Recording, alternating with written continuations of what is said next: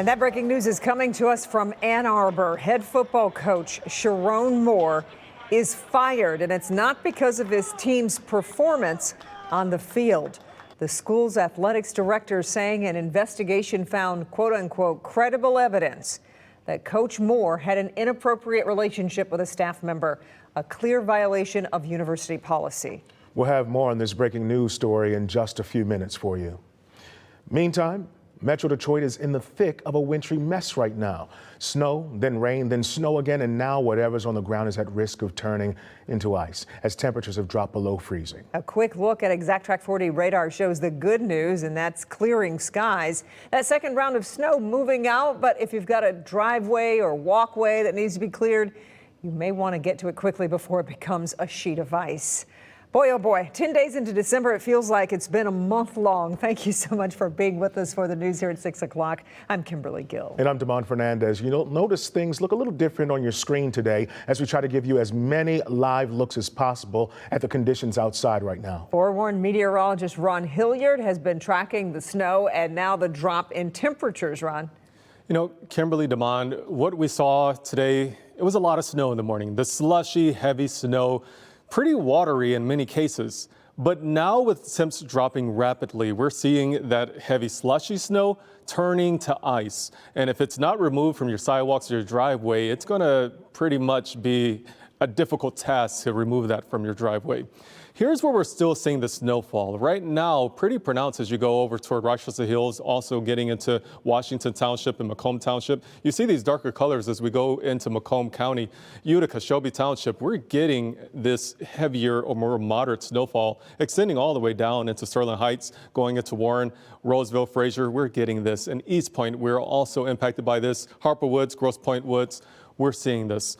And it is still giving us the opportunity for a light dusting, another coating that can make things slick out on the roads. Some of these snowfall totals that we've seen in excess of 8 inches. Look at that darker blue, the navy blue, 8 inches of snow possible in some communities in Oakland County, while other places getting maybe just around 3 inches. So it really depends on your location, just how much snow you picked up. Now, this heavy wet snow, great for packing. Julie Braun sending this in from Macomb Township, and you'll see that this snow is great for the kids, not so great for driving in it. What the totals look like in your neighborhood, and when all of the snow gets out of here and the freeze that we could be seeing tonight, all the details on what you need to know coming up in just a few minutes. And we're constantly updating clickondetroit.com to reflect the latest school closings and weather advisories. If you have the Forewarned Weather app, you already get the alerts. If you don't have it, you can get it by scanning the QR code on the bottom of your screen. All right, turning now to the roads. Crews have been trying to get as much salt down as possible before the refreeze. Yeah, and so far it looks like that strategy is paying off. Amaya Kuznicki is out in the mobile newsroom giving us a live look at road conditions right now. So Amaya, where are you right now? We are in Southfield. We're in a neighborhood right off of Losser around 11 Mile Road. And as you can see, these areas have been plowed, but they're still very slushy.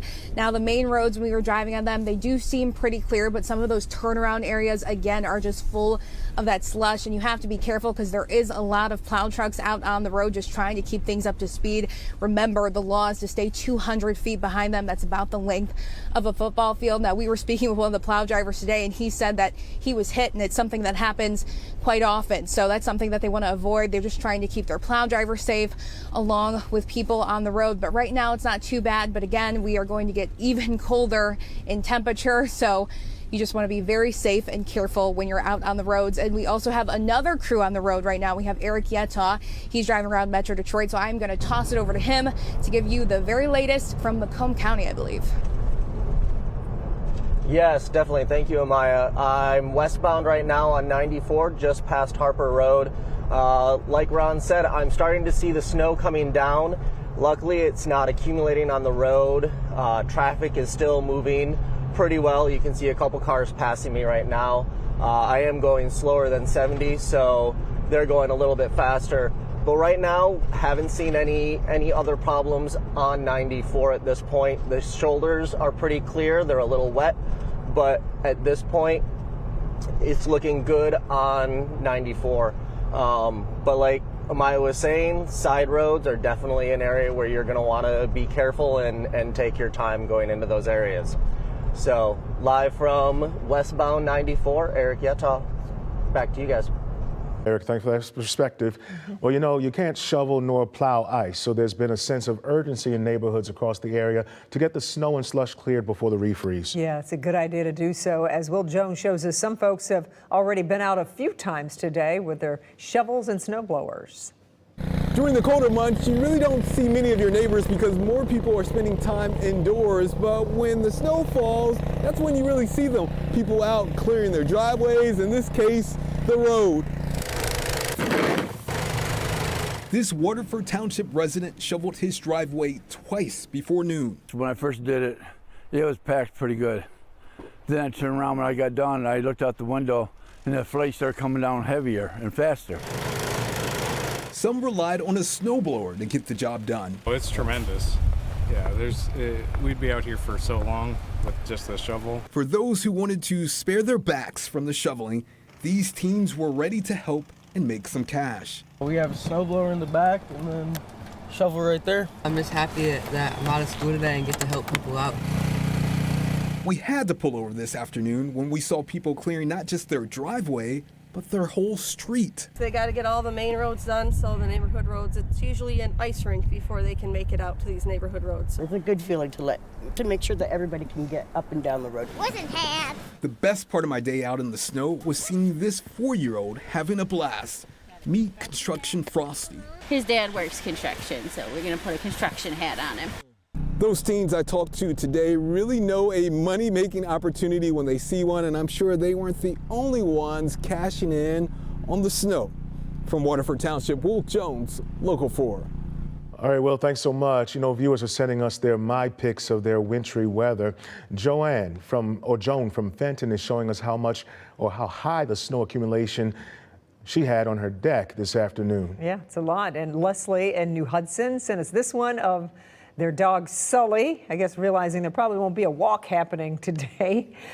We want to see your weather-related pictures and videos. You can easily upload them using My Picks at clickondetroit.com and in the Click On app.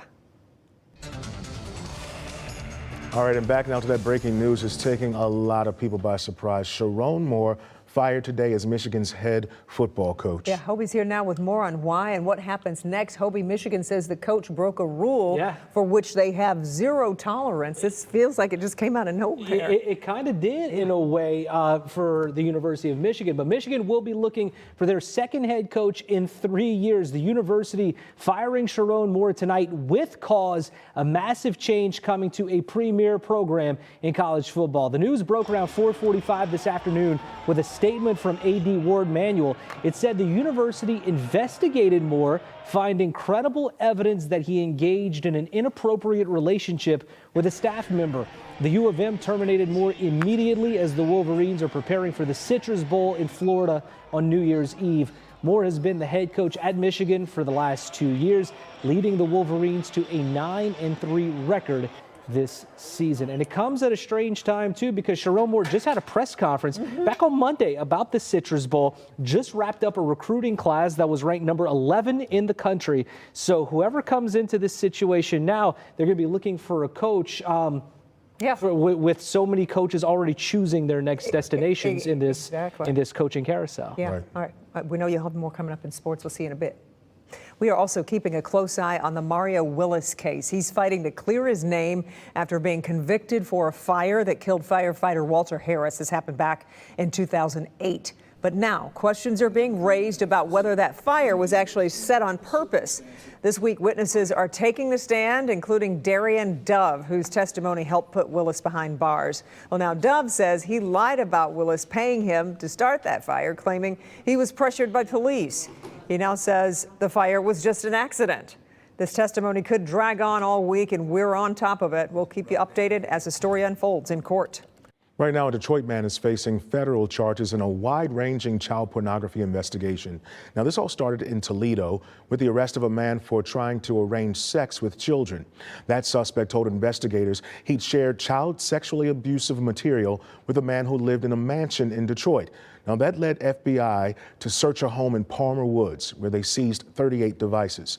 Agents say they found more than 150 images meeting the definition of child pornography, along with text messages describing sexual abuse of minors. Joshua Ronnebaum, one of the men living in the Palmer Woods home, now faces charges of receiving and possessing child pornography. Recently, a man from Huntington Woods was also arrested in connection with the same arrest in Toledo. Police in St. Clair County believe they've stopped a serial home invader. The sheriff says Deontay King was committing burglaries while working as a delivery driver. Here's J. Scott Smith with more on the investigation. Yes, we may be into the holiday season, but no, this man is certainly not Santa Claus. Between November 28th and December 3rd, the St. Clair County Sheriff's Office got 5 reports of home invasions across the county. All of them involved a delivery man in a box truck breaking into homes while on his supposed route. And after 2 more home invasions, police say that last Saturday they finally tracked down the man responsible for the break-ins, 32-year-old Deontay Daquan King. Now, King was stopped in a white box truck carrying the stolen merchandise not far from the 7th home that was burglarized, and he was eventually taken into custody. Detectives were able to match most of the recovered stolen items for return to their rightful owners. And this is far from the first time that King has gone on a robbing spree. King previously served 7 years in state prison for 5 other home invasions that he committed in Livonia back in 2016. King was arraigned in 72nd District Court on Tuesday, and bond was set at $200,000 cash. He's been charged with 1 count of felony first-degree home invasion and 5 counts of felony second-degree home invasion. And the Sheriff's Department says that residents need to keep their doors and windows locked, especially when they're not at home, and they have to be mindful this time of year about those delivery drivers. I'm J. Scott Smith for Local 4.